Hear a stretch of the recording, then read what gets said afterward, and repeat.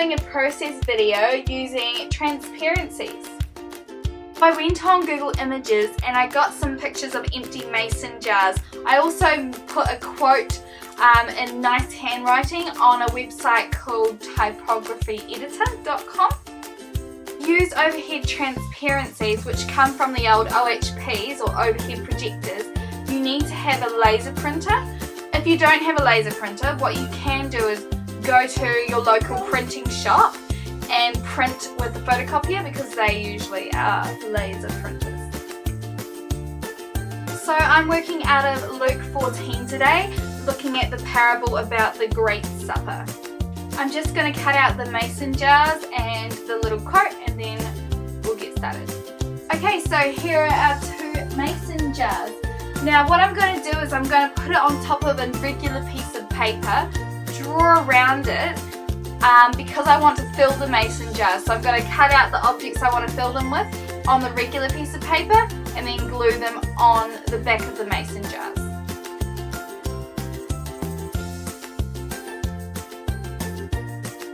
Okay, so I'm going to first fill up my jar with lots of different gems.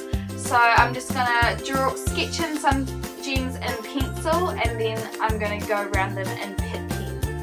So on Sunday, Pastor was talking about priorities, and he did an object kind of sermon where he got a jar and filled it with large stones, and then afterwards he poured in small stones into the jar.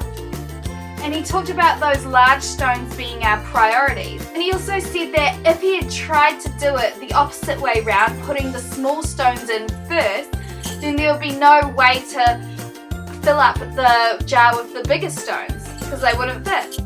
So he talked about how it can cause us to think we have no time for the things that actually do matter. So sometimes talking to people will say, oh, they don't have time to read their Bible. And that's because they've filled up their life with all these little things that don't really matter that much, that they can't put the things that do matter into their lives because there's no more room.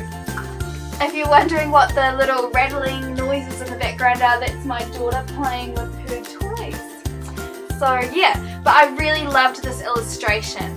And so for my center gem, I chose to put God, because that's where God should be, in the center of our lives.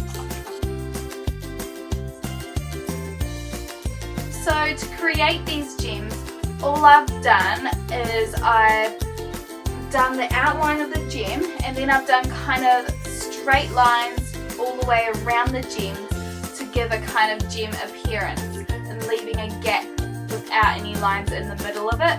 It's not a perfect way to do them, but I couldn't be bothered sitting there, thank you Donna, and researching how the lines actually go. So you still get the effect of our gems, and that's how I decided to do them. I haven't been able to get on lately and upload videos because we've had school holidays where I am in New Zealand, and I've had all the nieces over and they wanted to do a YouTube channel themselves, so we set up a little channel, and that's what I've been doing this last couple of weeks.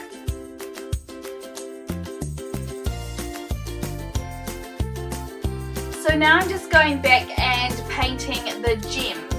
I'm not using any technique in particular, I'm just painting random sections of the gem, darker patches and random parts lighter. I haven't thought about light source or anything like that because that just will hurt my brain too much, so I'm just going to randomize it.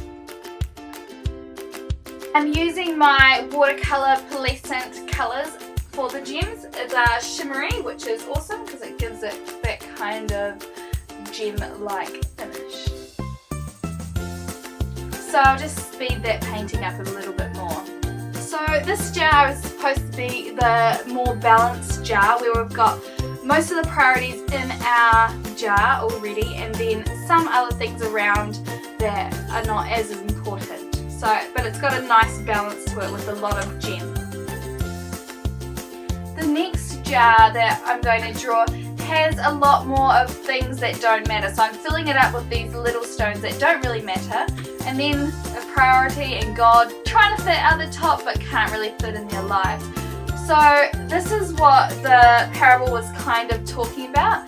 None of those things that don't really matter are bad things in particular. Well, they don't have to be, but they still use up a whole lot of space where our priorities or even God can get missed out. So in the parable, some things that the people were doing that caused them not to be able to meet with the supper were buying a piece of land. That's a good thing. Buying land is a good thing to do.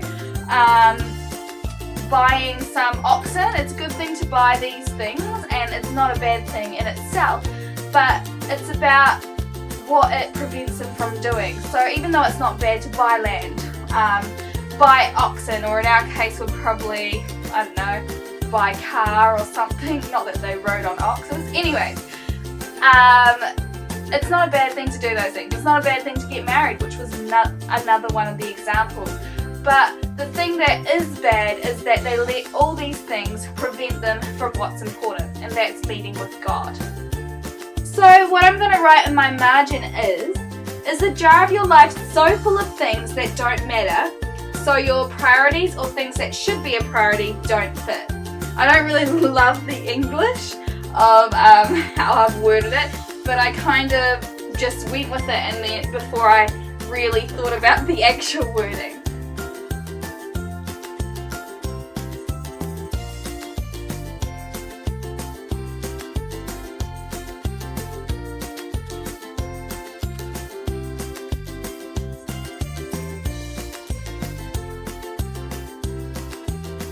So the most annoying part of doing this entry was gluing on all the items onto the mason jar. So I had to cut around all the gems,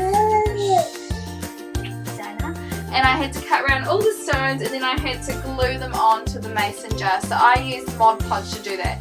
It just took a bit of time. So I'm just gonna skip ahead to the end of all the gluing.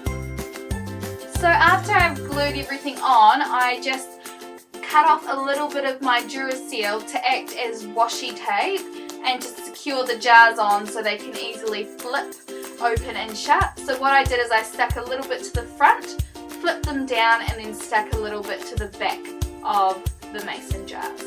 Then I cut thin strips of double-sided tape to put my little quote that I've done on transparency paper down the side of the margin. So I just put it on there and press it down, and then that was on as well. Lastly, I just went back and coloured in parts of the wording on the side of my margin, and then I put some yellow dots in the background to give it a bit more colour, and I coloured in the Bible verses that I was talking about. There was actually much more I wanted to add to this piece, but as it was looking really full already, I didn't in the end. But if you liked this, comment below and don't forget to subscribe.